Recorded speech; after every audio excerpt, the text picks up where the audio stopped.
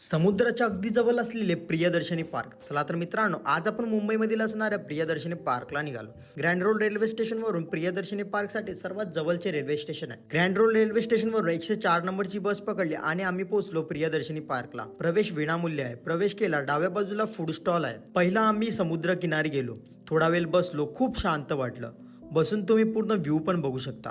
Priyadarshini park हे मुंबईच्या मध्यभागी 20 एकर परिसरात वसलेले एक लोकप्रिय मनोरंजन ठिकाण आहे. पार्कमध्ये 300हून अधिक नारळाची झाडे, त्याचबरोबर दुर्मिळ प्रजातीचं अनेक झाडे आणि वनस्पती देखील आहेत. त्यामुळे आजूबाजूला हिरवागार वातावरणाचा आनंद घेतला.